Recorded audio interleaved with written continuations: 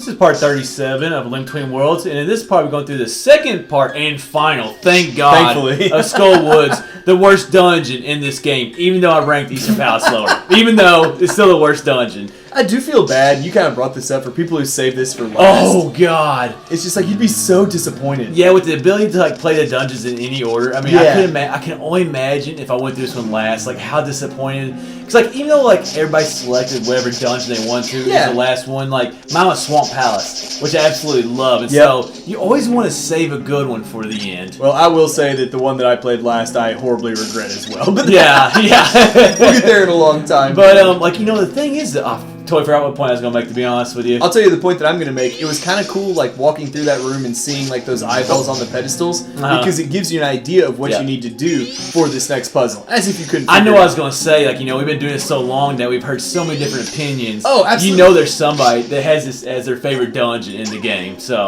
I think that was a pretty awesome throw. Yeah, strong throw right there. Yeah, I knew it was coming. That was one of those things, like, just with the circle joystick, I just hit the wrong direction, and when you're throwing that eye, it's actually very sensitive, like which direction you're throwing it, and so, hey, I just, mistakes happen. I wish... It's not the first mistake we've ever made recording games.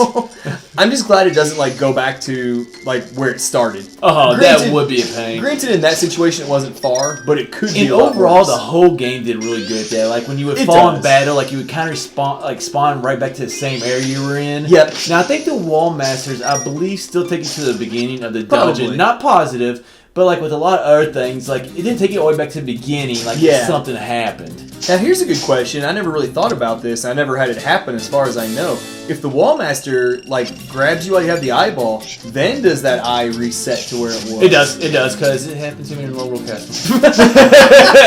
No, Okay. no. Good to know. You get caught by the wall master. Oh, I think the wall master, because like I said, it happened to me in Lorule Castle. I think you go back to actually just the beginning of that room, but the eyes would reset. It just, Like I said, and I speak from experience on that one. This kind of reminds me of the Hand of Zant from the Palace of Darkness, another dungeon we really hate. Now, the reason we're doing Palace this of Twilight, dungeon, right? like we said, like with the Master Ore, this is our final piece of Master Ore. Yep. And then after this dungeon, we'll use that to go get the Golden Sword. So that's why we're doing this dungeon now. Yep, we've always said that there is a strategy. There's a strategy. method to our madness. Yeah, method to. Well, I don't know about that. But we did have it, somewhat planned out to get those sword upgrades first, because they make the boss fights a little bit easier. They make things like the Treacherous Tower way easier. Oh, definitely. Just little things like that the sword upgrades really improve. Now, I really did like this eyeball puzzle right here. One of the, cool things in the dungeon, but just the problem was it was so slow. You walk so slow with the eyeball, which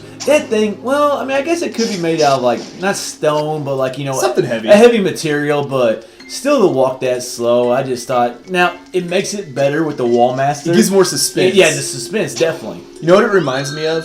Is in Phantom Hourglass, when you have to carry the boss key.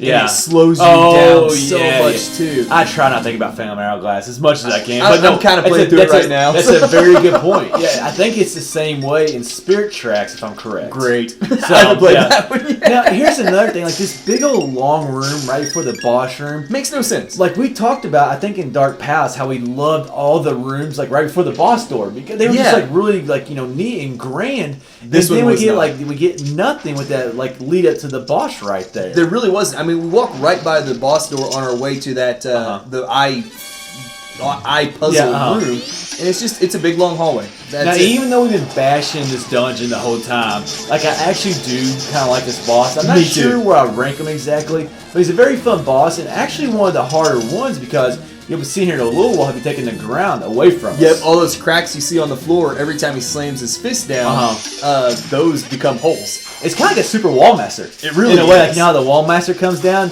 now we kind of got one trying to slap us or smash us. Crush I us. don't crush us, whatever you want to say, but I thought his charge into the wall was just really cool. Oh, when he makes a fist and it's rocket powered. I just love the concept of merging into the wall. He comes at you and it knocks him it makes him dazed and just I don't know. It's just Well, yeah, we used the wall in many of our boss fights, but Yep. you know the mechanic was not always used good. Like in the last dungeon, we just basically walked around while he charged at us. Yeah. This one, the mechanic was used in a good way. And I'm pretty sure the first time I fought this boss, I didn't even think about merging with the wall. I just ran around like an idiot the whole time. Well, I did think about merging on the wall right here. When he charges. What I didn't think about merging was when he slapped on us. Yeah. Because like when I was practicing actually for this recording, like every time I merged into the wall, like he would never do the fist. Like he would just keep on slapping. Yep. So I thought maybe you actually have to be outside the wall for him to go back into his fist. So which is actually not true. No, I will say there have been a few times you've seen that we get pretty close on that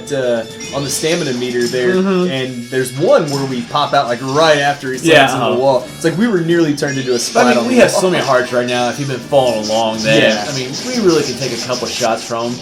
Not gonna lie though, I did die in the recording. I did die in the recording, or not the recording. While I was practicing, while I was practicing for this guy. I That's why you died. practice. Yep, That's why we exactly. practice. So there are a few hearts on the wall when you merge in, scattered throughout the room, but not a ton. No, There's it's not a ton. Like you said, like if you don't think, like I didn't think you had to merge into the wall. Yeah. No, I knew you had to, but when he slapped me, I didn't think it would cause him to go into the next phase of his attack.